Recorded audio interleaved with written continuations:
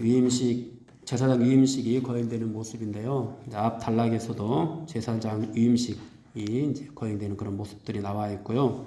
이제 오늘은 또 그 위임식이 이어지는 그런 과정들이 되겠습니다. 앞에서 있었던 위임식에서 아론과 그의 아들들이 물로 몸을 씻고 또 하나님께서 정하신 의복을 입고 거행되었습니다. 수송아지로 이제 하나님 앞에 속죄제를 드리고, 그리고 순양 2마리를 준비하는데 1마리를 헌신의 번제로, 또 다른 순양으로는 또 화목의 제사로 하나님께 드렸습니다. 그리고 떡과 과자로 흔들어 드리는 요제를 삼아서 하나님께 올려 드렸는데요. 제사장은 이 제물을 드려서 이루어지는 속죄를 통해서, 그 제물의 피를 흘려서 드리는 이 속죄를 통해서 거룩하게 되고 하나님과 화목하게 되고, 또 모든 백성들을 대신하여 하나님께 제사를 드릴 수 있는 그런 자격을 얻게 되었습니다. 그리고 자신들이 수송아지와 순양을 통해서 하나님께 나아갔던 것처럼 이스라엘 백성들도 이제 하나님께 나아갈 때 이런 짐승의 피를 통해서 나아가게 된다라는 이 사실을 이제 가르쳐야 했습니다. 하나님께서는 이제 그렇게 아론과 그의 아들들을 제사장으로 삼으셔서 제사장 직분을 감당케 하시는데요. 이렇게 제사장으로 삼으신 이 아론, 그리고 아론의 아들들이 비단 우리에게 이것이 적용될 때는 어떤 성직자나 사역자만을 의미하는 것이 아니라고 이렇게 말씀을 드렸었습니다. 하나님께서는 우리 모두를 제사장으로 삼으십니다. 베드로전서 2장 5절하고 9절 말씀 한번 보겠는데요. 베드로전서 2장 5절하고 9절 말씀 다 같이 읽겠습니다. 시작. 너희도 산돌같이 신령한 집으로 세워지고 예수 그리스도로 말미암아 하나님이 기쁘시게 받으실 신령한 제사를 드릴 거룩한 제사장이 될지니라. 그러나 너희는 택하신 족속이요 왕같은 제사장들이요 거룩한 나라요 그의 소유가 된 백성이니 이는 너희를 어두운 데서 불러내어 그의 기이한 빛에 들어가게 하신 이의 아름다운 덕을 선포하게 하려 하시니라. 아멘.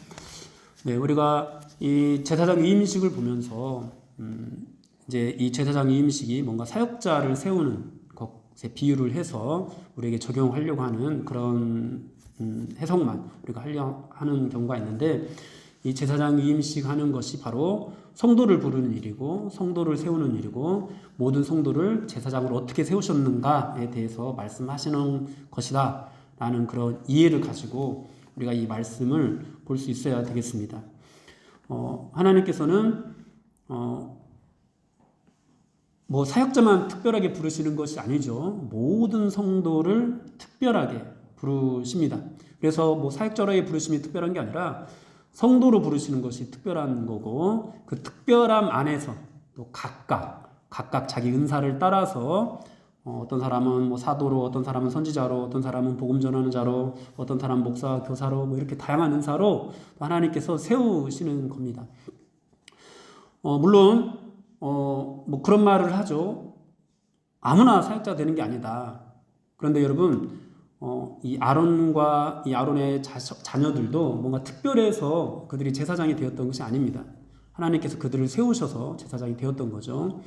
그러니까 아무나 되는 것이 아닌 것은 맞습니다. 하나님께서 세우셔야만 되는 것이기 때문입니다. 그런데 또 이것을 거꾸로 말하면은 하나님께서 세우신다면은 아무나 누구든지 여기 있는 여러분들 중에 누구라도 다 될 수 있는 것이 또 사역자입니다. 사역자뿐만이 아니라 다른 어떤 사명으로 부르시는 부름도 하나님께서 부르신다면은 누구라도 다 감당할 수 있습니다. 그러므로 우리가 이 제사장 위임식 하는 이 모습들을 통해서 뭔가 특별한 사람을 부른다라는 그런 생각을 갖기보다도 나를 부른다, 나를 세운다, 하나님께서 나를 어떻게 세우셨나, 그리고 그렇게 세우시고 또 내게 어떻게 은혜를 주시나, 이렇게 우리가 이 말씀을 볼 수 있어야 되겠습니다. 하나님께서는 우리 모두를 제사장으로 삼으셨습니다. 그래서 우리는 예수 그리스도를 통해서 이 제사장이 되었기 때문에 이 제사장 직분을 행해야 합니다. 그래서 우리 죄를 속죄하면서 나아갈 뿐만 아니라 또 다른 사람들의 죄를 속죄하면서 우리가 예수 믿지 않는 사람들의 죄를 속죄하는 그런 마음으로 그들의 죄를 대신 우리가 청산받아야 될 것 같은 된다는 그런 생각으로 그렇게 나아갈 수 있어야 되겠습니다. 세상과 하나님을 화목하게 하는 그런 직분을 우리가 감당해야 하는 것이죠. 여러분들은 어떻습니까? 여러분들은 제사장 직분을 감당하는 그런 삶을 살고 있습니까? 여러분들 모두가 제사장으로 살 수 있기를 축원합니다. 또 오늘 말씀을 통해서 하나님께서 이 제사장으로 세우신 이들을 어떻게 채워주시는지를 또 말씀을 해주고 있는데요. 먼저 26절에서 28절 말씀을 보면은 이제 제사장들의 분깃에 대해서 말씀을 하십니다. 하나님께서 아론의 위임식 순양의 가슴을 요제로 드리고 그것을 모세의 몫으로 가지라고 말씀을 하시고 또 그것들을 거룩하게 해서 아론과 그의 자손들의 분깃이요 또 거제물로 삼으라고 말씀을 하십니다. 참고로 말씀을 드리자면은 요제, 거제 이런 것들이 나오잖아요. 근데 이제 구약의 제사를 보면은 제사의 종류로 번제, 소제, 화목제, 속죄제, 속건제 5대 제사가 있습니다. 그리고 이제 제사를 드리는 방법에서 이제 화제, 전제, 요제, 거제가 있습니다. 화제는 불살라 드리는 방식이고요. 그리고 전제는 이제 포도주를 제물 위에 뿌리는 방식으로 드리는 그런 제사입니다. 그리고 요제는 제물을 이제 두 손으로 하들어서 이렇게 앞뒤로 흔들어서 이렇게 드리는 제사이고요. 그리고 거제는 그냥 요제하고 좀 비슷한데 이 제물을 높이 들었다가 다시 내리는 방식으로 제물을 드리는 그런 제사가 되겠습니다. 그래서 요제도 뭐 흔들었다 내리고 이제 거제도 이제 들었다가 내리는데 이게 올리는 것은 하나님께 드린다라는 그런 의미가 있고 이것을 다시 내리는 것은 다시 그것을 받는다라는 것이 그런 의미가 있습니다. 그래서 요제다, 거제다 이렇게 하는 것은 제사장들이 하나님께 드렸다가 다시 받는 그런 어떤 제사의 형태가 되겠습니다. 그래서 뭐 이것은 이제 하나님께서 이제 그것을 받으실 뿐만 아니라 다시 그들에게 돌려준다라는 그런 의미가 있게 되는 거죠. 하나님께서는 이렇게 요제와 거제를 통해서 모세와 또 아론의 자손들의 분깃을 또 정해 주셨습니다.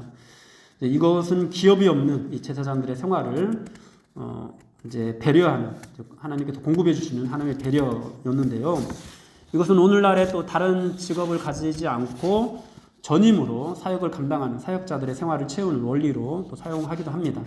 동시에 또 이것은 하나님께 자신을 희생해서 이제 다른 사람들을 희생해서 드리는 우리의 희생, 우리의 헌신 이런 것들에 대해서 하나님께서 어떻게 축복하시는가를 보여주는 그런 말씀이기도 합니다. 하나님께서는 우리의 희생과 헌신을 받으실 뿐만 아니라 우리가 하나님께 드리는 그것들을 또 우리에게 돌려주셔서 우리의 어떤 분깃으로 또 우리의 어떤 그 하나님께서 주시는 그 상급으로 이렇게 채워주시는 것이 되는 것입니다. 그러면 여러분, 우리가 하나님께 뭔가를 드릴 때, 하나님께 뭔가를 희생하고 하나님께 뭔가를 헌신할 때 여러분 너무 우리가 이것을 계산적으로 해서는 안 되겠습니다. 사실 하나님은 우리의 도움을 필요로 하시는 분은 아니십니다. 우리의 희생과 헌신을 필요로 하시는 분은 아니십니다. 하나님은 우리의 도움 없이도 우리의 희생 없이도 우리의 구원을 이루실 수 있는 분이십니다. 우리가 예수 그리스도를 통해서 구원을 받는 그 모든 구원의 길은 우리가 사실 한 일은 하나도 없습니다. 하나님께서 모두 이루어 주셨습니다. 그런데 하나님께서 전부 하신 그 일을 행하실 때 우리를 통해서 하시겠다고 말씀을 하시는 것입니다. 그래서 우리의 희생을 요구하시고 우리의 헌신을 요구하십니다. 그러나 우리의 희생과 헌신을 일방적으로 받으시지만은 않으시고 하나님께 드린 우리의 희생을 또 다시 우리에게 돌려주셔서 우리에게 복으로 하나님께서는 내려주십니다. 그러므로 여러분 하나님께 드릴 때는, 하나님께 나아갈 때는 또 하나님께 기도하고 여러분들의 물질을 드리고 여러분들의 시간과 재능들, 여러분들의 은사들을 올려드릴 때는 그것을 하나님께서 그냥 공중에 흩어버리지 않으신다라는 그런 믿음을 가지고 드리십시오. 여러분 풍성하게 드리십시오. 자원하여서 드리십시오. 그럴 때 하나님께서 채워주시는 그런 은혜도 더 크고 놀랍게 될 것입니다. 그리고 이어서 하나님께서는 이 아론의 제사장의 의복, 성이라고 이제 표현이 되어 있죠. 의복을 그의 아들들에게 돌리고 오직 아론의 직계 후손만이 이제 대제사장 직분을 행하라고 말씀을 하시는데요. 앞서 서론에서 말씀드렸다시피 그들이 특별해서 제사장으로 대제사장으로 세우신 것이 아니었습니다. 하나님께서 그냥 그들을 세우신 것입니다. 그래서 그들을 거룩하게 하기 위해서 그들에게 특별한 의복을 입혔고 또 오늘 위임식 제사를 통해서 그들을 또 거룩하게 하시는 것입니다. 그들이 연약에 쌓여 있음에도 불구하고 제사장 직분을 감당할 수 있었던 이유, 그것은 하나님께서 그들을 거룩하게 하셨기 때문이다. 그러므로 여러분, 우리 모두도 하나님께서 거룩하게 하신다면은, 우리 모두도 하나님께서 부르기만 하신다면은, 누구라도 제사장 직분을 행할 수 있다라는 것입니다. 우리가 제사장이 되는 것은 원하는 자로 말미암은 것도 아니고, 다른 박질하는 자로 말미암은 것도 아니고, 오직 긍휼히 여기시는 하나님으로 말미암았다라는 사실을 기억하시고, 하나님이 여러분들을 부르실 때, 하나님이 여러분들을 세우고자 하실 때 여러분들 자격 없다고 생각하지 마십시오. 내게 능력 없다고 생각하지 마십시오. 나는 조금 부족하다라는 생각도 하지 마십시오. 하나님이 세우신다라면 여러분들을 누구라도 셀장으로 세울 수도 있고, 또 전도회장으로 세울 수도 있고, 또 교사로 세울 수도 있고, 또 다른 그런 직분으로 세울 수 있습니다. 그러므로 여러분, 하나님께서 주시는 이 직분을 감당하는 데 있어서는 절대 여러분들의 자격 운운하면서 이것을 거절하는 일은 없었으면 좋겠습니다. 여러분들 하나님 앞에 기도하시고 하나님께서 세우신다면, 하나님께서 세우는 것이 너무도 확실하다면, 공동체가 하나님께서 세우신 이 교회가 필요로 하다는 것이 너무도 분명하면은 여러분 감사함으로 우리가 그 모든 일들을 감당할 수 있어야 되겠습니다. 그리고 하나님께서는 이 위임식 제사를 1회 동안 의복을 입고 이 위임식을 행하라고 말씀을 하시는데요. 아론과 그의 아들들은 이 하나님의 말씀을 따라서 7일 동안 매일매일 하나님께 이 위임식을 행해야 했습니다. 앞에서 설명했던 제사들을 그대로 똑같이 수송아지를 통해서 속죄제를 올리고 또 순양 2마리 중 1마리를 먼저 속죄제 그 화제로 드리고 그다음 또 화목제로 또 순양을 또 드리고 그렇게 계속해서 반복해 가면서 하나님께 제사를 드려야 했습니다. 그렇다면 이 1회 동안에 행해지는 위임식 제사가 또 어떤 의미가 있는지 살펴보겠는데요. 먼저 하나님께서는 위임식 제사를 제단을 위해서 드리라고 말씀을 하고 있습니다. 36절에서 37절까지 말씀을 보면은 매일 수송아지 하나로 속죄하기 위하여 속죄제를 드리며 또 제단을 위하여 속죄하여 깨끗하게 하고 그것에 기름을 부어 거룩하게 하라. 너는 1회 동안 제단을 위하여 속죄하여 거룩하게 하라. 그리하면 지극히 거룩한 제단이 되리니 제단에 접촉하는 모든 것이 거룩하리라. 아멘. 네, 제단을 위해서 드리라고 말씀하고 이 위임식이 사람을 거룩하게 한다고 말씀하지 않고 제단을 거룩하게 한다고 그렇게 말씀을 하고 있습니다. 여러분 이것은요 오직 이 하나님께서 거룩하게 하신 제단을 통해서만 제사를 드려야 한다라는 것을 의미합니다. 이제 앞서 이제 제사장이 어떤 의복을 입고 또 제물을 어떻게 바치고 이런 것은 이제 또 그런 의복을 입어야만 또 그런 제물을 드려야만 하나님께서 받으신다라는 의미가 되는 거고 여기서는 오직 이 제단을 통해서만 하나님께서 거룩하게 하신 이 제단을 통해서만 하나님께서 예배를 받으신다라는 그런 의미가 되겠습니다. 예수님께서는 마태복음 23장 19절에서 맹인들이여 어느 것이 크냐 그 예물이냐 그 예물을 거룩하게 하는 제단이냐라고 말씀을 하시면서 드려지는 예물이 중요한 것이 아니라 제단이 중요하다라고 이렇게 말씀을 하셨습니다. 제단이 예물을 거룩하게 하는 거죠. 그래서 이 아론과 그의 아들들에게 이 제단을 거룩하게 하라고 말씀을 하신 것입니다. 아론과 그의 아들들은 이 위임식을 통해서 거룩하게 하나님께서 거룩하게 하신 이 제단 위에서 이제 나중에 이스라엘 백성들을 위한 그런 제사도 드리게 되었습니다. 하나님께서는 이 제단을 통해서만 또 백성들을 위해서 속죄하는 그 제사를 받으셨죠. 이 제단 위에서 드려지는 예배만 하나님께서 받으셨다라는 것. 여러분 이것이 무엇을 의미할까요? 그럼 이 제단이 또 누구를 가리킬까요? 그럼 이 제단이 바로 예수 그리스도이십니다. 그리고 예수 그리스도께서 달리신 십자가이십니다. 그러므로 여러분 우리가 하나님께 예배를 드릴 때는요, 예수님께 나와서 예수님을 통해서만 제사를 드려야 한다라는 그런 의미가 되겠고요. 또 우리가 어디로 나아가야 되느냐? 예수님께서 달려 죽으신 십자가로 나아가야 한다라는 것을 의미합니다. 사랑하는 여러분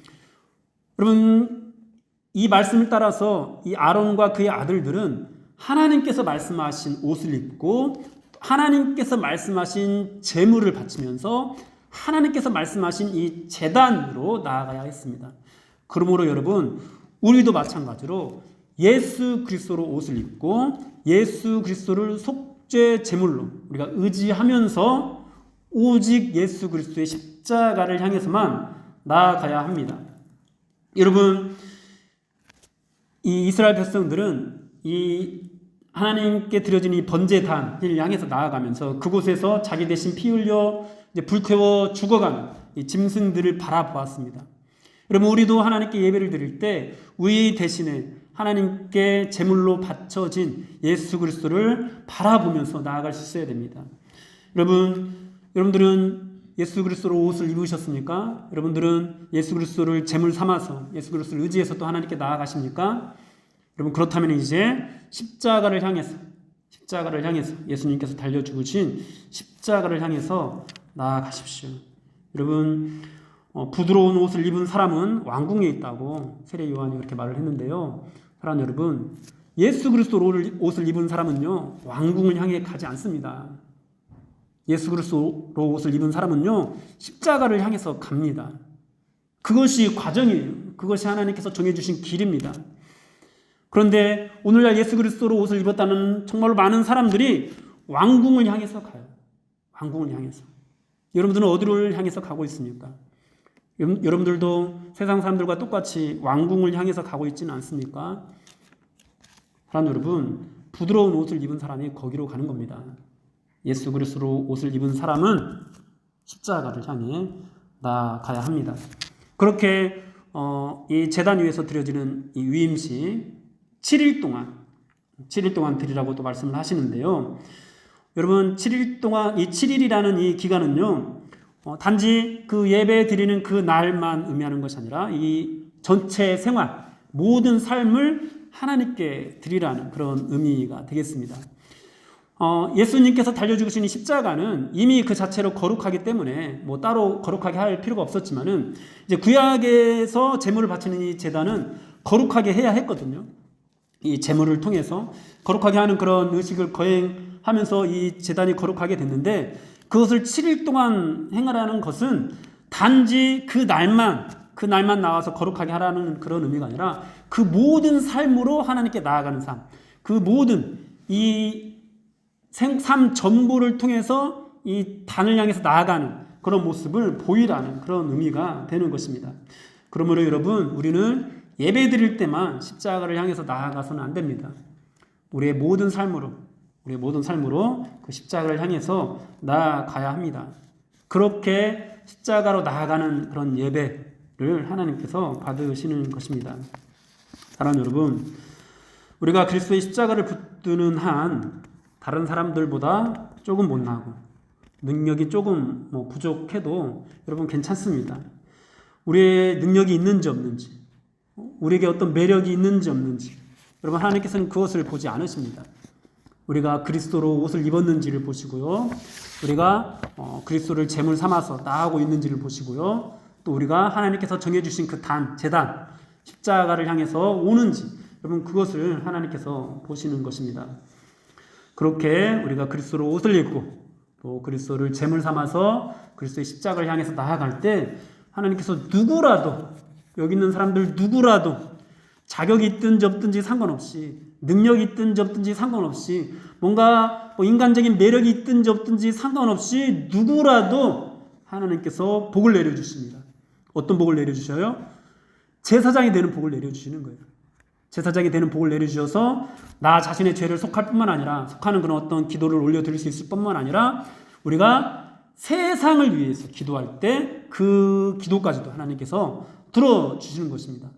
여러분 베드로에게 천국 문을 열쇠를 주셨다고 예수님께서 말씀을 하셨어요. 여러분 그 열쇠가 우리 손에 있습니다. 하나님께서는 우리를 반석 위에 세우셨고요. 천국 문을 여는 그 열쇠를 우리들에게도 주시는 거예요. 그래서 우리가 이 세상을 위해서 기도할 때 여러분 이 세상이 하나님께로 나아올 수 있는 그런 통로가 우리가 되어서 세상이 하나님을 볼 수 있게 되고 세상이 하나님을 고백할 수 있게 되고 하나님을 인정할 수 있게 되는 것입니다.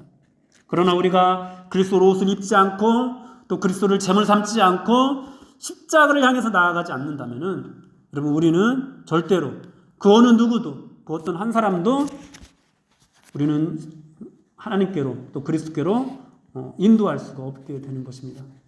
우리에게 능력이 있어서 그들을 인도할 수 있는 것이 아닙니다. 우리에게 자격이 있어서 그들을 인도할 수 있는 것이 아닙니다. 하나님께서 세우셔서 하나님께서 우리를 거룩하게 하심으로 하나님께서 우리를 부르심으로 우리가 그 일들을 감당할 수 있습니다. 그러므로 사랑하는 여러분, 정말로 여러분들이 예수를 믿는다면은 정말로 여러분들 그리스도로 옷을 입었다고 생각을 한다면은 이제는 또 다른 사람들을 인도하는 그런 직분을 감당하셔야 합니다. 감당하셔야 합니다. 여기 있는 사람이 한 사람씩만 그렇게 감당하셔도 배가 되는 것은 여러분 그냥 순식간입니다. 그런데 누구도 그런 제사장 직분을 감당하려고 하지 않으니까 뭐 자격이 없다고 생각하니까 여러분 교회 성장이 멈춰지게 되는 것입니다. 여러분 그렇게 우리가 하나님 앞에 제사장으로 나아갈 때 하나님께서 우리에게 채워주시는 그 은혜가 얼마나 놀라운지 여러분 그것을 우리가 알아야 됩니다. 42절에서 이렇게 말씀을 합니다. 이는 너희가 대대로 여호와 앞 회막문에서 늘 드릴 번제라. 내가 거기서 너희와 만나고 내게 말하리라. 여러분 하나님께서는 그렇게 아론과 그의 자손들을 제사장 삼으셔서 그렇게 제사장 직분을 감당하게 하면서 감당할 때 그들을 만나 주시겠다고 말씀을 하십니다. 여러분 그들이 어떻게 하나님을 만날 수가 있겠습니까? 여러분 모세가 시내산에서 하나님 앞에 나아갈 때 가까이 가지도 못했던 그런 사람들이었습니다. 오직 모세만 하나님께 나아갈 수 있었습니다. 그런데 이제 하나님께서 그들을 만나 주시겠다고 말씀을 하십니다. 그런데 아론과 그의 아들들만 만나 주시겠다고 하지 않으시고 또 43절에서 46절까지 말씀 보면은 내가 거기서 이스라엘 자손을 만나리니 내 영광으로 말미암아 회막이 거룩하게 될지라. 내가 그 회막과 제단을 거룩하게 하며 아론과 그의 아들들도 거룩하게 하여 내게 제사장 직분을 행하게 하며 내가 이스라엘 자손 중에 거하여 그들의 하나님이 되리니 그들은 내가 그들의 하나님 여호와로서 그들 중에 거하려고 그들을 애굽 땅에서 인도하여 낸 줄 알리라. 나는 그들의 하나님 여호와니라. 예, 아멘. 이렇게 말씀을 하고 있습니다. 아론과 그의 아들들만 만나 주겠다고 하지 않으시고 이스라엘 모든 백성들을 만나 주시겠다고 그렇게 말씀을 하고 있는 것입니다. 여러분 우리가 제사장 될 때 우리가 제사장 직분을 감당할 때 하나님께서 우리를 만나 주실 뿐만 아니라 우리를 통로 삼으셔서 또 다른 사람들까지도 만나 주시겠다고 그렇게 말씀을 해 주시는 거예요. 여러분들 가정에 아직 우리 주님을 모르는 그런 분들 혹시 있습니까? 여러분들이 정말 하나님께로 인도하고 싶은 정말 전도하고 싶은 여러분 그런 베스트들이 있습니까? 여러분 제사장 직분을 행하십시오. 담대함으로 행하십시오. 여러분들이 제사장 직분을 감당하면은 반드시 하나님께서 여러분들을 만나 주실 것이고 여러분들뿐만 아니라 여러분들이 인도하고자 하는 그 사람들까지도 하나님께서 반드시 만나 주실 것입니다. 우리에게 중요한 것, 우리의 자격이나 우리의 능력이나 우리에게 있는 어떤 매력 이런 것들이 아닙니다. 뭐 사회적으로 내 어떤 신분이 어떻든지 뭐 이런 것들이 아닙니다. 내가 예수 그리스도로 옷을 입었는지, 예수 그리스도를 제물 삼아서 나아가고 있는지, 또 예수 그리스도의 그 십자가를 향해서 모든 삶으로 그렇게 나아가고 있는지가 중요한 거지. 현재 내 자격, 내 능력 이것들이 중요한 것이 절대 아닙니다. 우리가 이 제사장 직분을 행하는 데 있어서 또 하나 중요한 것은 44절에서 내게 제사장 직분을 행하게 하며라고 말씀을 하고 있어요. 네 개의 제사장 직분. 이 네 개가 누구예요? 바로 하나님이십니다. 여러분, 우리가 제사장 직분을 감당하는 것은요, 사람을 하나님께로 인도하는 일이지만 사람을 향해서 제사장 직분을 감당하는 것은 절대 아닙니다. 하나님께 대하여 이 제사장 직분을 감당하는 것입니다. 그러므로 여러분, 우리가 누군가를 전도할 때 그들의 비위를 맞춰주면서 우리가 그 직분을 감당해서는 안 됩니다.